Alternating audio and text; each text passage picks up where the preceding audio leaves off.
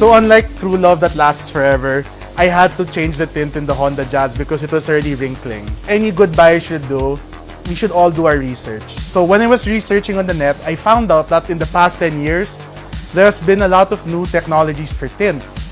And so like during my search, I came across one of the best tints that I found in the internet was S-Tech USA. You know, it having the word USA, I thought that, okay, it's in the US, I don't think they have it here. But Lord and behold, it's actually available here in the Philippines through Hazard Boy. So I checked their Facebook page, I see they did their installation. They had like most of the S-Tech series lineup. And so I'm like, you know what? I'll give it a shot. So like the first question is like, why do we even need tint? For starters, tint gives like more heat rejection than regular glass. So when you install tint in a car, not only does it reject heat from coming in, making it cooler inside, it also protects the interior. And especially for those who are using, those who have leather seats, it prevents UV rays from coming in, which prevents fading of the leather. So that alone is like a big advantage of having tint in the car. Another feature of tint is that it reduces glare, especially the good tints out there. So just like the S-Tech here, it actually reduces the glare coming from the sun. And you know, when you're driving like in the afternoon, when it's high noon, it makes a big of a difference. Trust me on this. So another reason why you want to install tint in the car is because since it reduces the heat inside, which therefore you'll probably use less of the aircon or use it at the lower rate, it actually makes the air compressor in your car last longer. And believe me, I know about air compressors. I had to change the air compressor in this car because like it was always on the max. But you know, with good tint like S-Tech, I can now, instead of putting it on max, can put it somewhere in the middle now. Another reason why you should install tint is it's actually a safety feature in case of an accident. What do I mean? So in an accident, yeah, this one won't shatter, the front glass, but it's actually the side glass that will shatter. But when you have tint, it actually contains the glass shards in case like of a side impact or an impact that the glass breaks. Without tint, that's kind of like having a grenade explode in front of you. But when you have tint, it holds onto those shards. So this last benefit, and which is really important for me, is people ask me, Nix, why do you go for lighter tints? Why don't you go for like the dark tints? Don't dark tints give like the best heat rejection? There is some truth to that, but with the latest technologies in tint, the darkness of the tint doesn't necessarily dictate the heat rejection. So what I got here is the Smart Series 35 and 45. So there's like a little tint to it. As you can see, it's like on the like darker side because I drive this more in the morning. It is a lot clearer than the really dark tints out there, and it still gives the same amount or even more heat rejection than those dark tints. So me personally, I like lighter tints because it gives you better view of the road day and night. You know, I know some people are out there, Nix, dark tints are good for privacy and you know, like if you have stuff inside. For me, one, your things shouldn't be laid outside in the car, and two, you can have the darkest tint, but it's just all of a matter of going like this and sinking your head into the car, then you can see what's inside. The tint will not really save you. For me personally, I suggest getting tint that allows you to see better day and night. So just to show that like the numbers are the same, so whatever's going to happen on the left is going to happen on the right also. There's a temperature sensor down below that will register the temperature which passes through whatever glass is going to be in it. And then also solar heat reduction. I think you explained this, the one you were saying a while ago. Yeah, it's a computation of the wavelength and the environmental temperature, which is a more accurate way to measure heat rejection in tint. TSER. Okay. So that's total solar energy rejection. Okay, so that's the one this is measuring. Yeah. What I'm installing on my Jazz is actually the mid-end variant of their tint. So the Smart 35?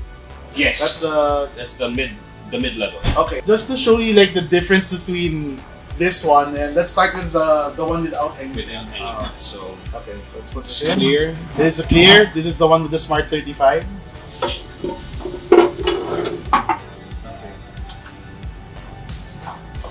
So it starts to compute already the solar heat reduction of, with no tint, 22.4%, with the Smart 35, it's 75.5%. Yeah, so like contrary to popular belief, like actually having glass alone, there's already some level of solar heat rejection. Not much, but there is already. So the machine stopped, and then so we got our numbers. Yeah. So we put the Smart 35 tint. It's 35.3 degrees Celsius, which yeah, it sounds hot, but then when you compare it to no tint, that's 39.6. That's like 4.3 degrees more. That's like the difference between like a human not having fever and a human having high fever, Yes. as in like critical condition. And but look at like more than like the feeling of the heat. Look at the solar heat reduction from 22.5 all the way up to 75.5. That's a big difference. We have another brand. We can't say what brand, but we have another brand of tint, and this is the usually commonly bought one. So you can see how dark it is. Like it's really dark at night. It's probably going to be pitch black. It's a 05 BLT, so it's super black. Okay, and then now we have here the Next 70. Yeah, It is Aztec's top of the line tint, and like from what I'm seeing, it's almost as close as clear. So just to show you that the darker the tint doesn't necessarily mean better heat rejection and then better temperature output. So we put these two together, and as you've seen a while ago, like left and right will get the same, will give the same heat output. There's no trickery here. Okay, let's start the test. Okay, so let's start off. It's already showing the solar heat reduction. This one's 80, this one's 88. But remember, this one's like the darkest. This one is like close to clear. So let's start. Let's see the temperature. So they're starting out the same, 32. So you can see like one's really dark and one's clear, and they have similar salts, but the clear one's still the winner. So you can see it 1 degree colder and 88 solar heat reduction. Okay, so then people will be like, Nix, why am I going for something like this or like this over this? For me, like the most important thing about tint is that it's something that's gonna obstruct your vision. So Yes. even this one, like there's some level of obstruction of vision because it's like a slight hue, a slight tint. But especially me, I drive a lot at night as well.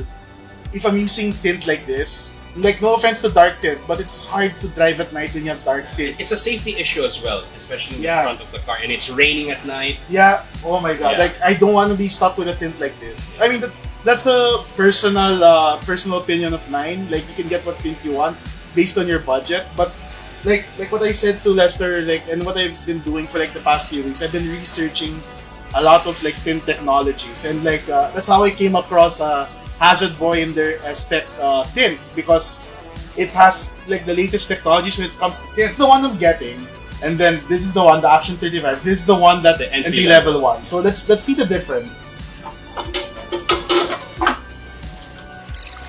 Okay, it's turned on. Check the temperature, and you can see the entry level one versus the mid-level. It's around 3 degrees difference, and like from no tint, it's 3 degrees away from it. So even the entry level one, I would actually highly recommend it. But for everyone else, even the entry level one, I actually highly suggest it. It's still a big difference. But our bestseller from the day we started is the Smart Series. I really Yes, the mid-level. the Because mid-level. the difference of 2,500 pesos, That's true also. people tend to go with the mid-level Smart Series.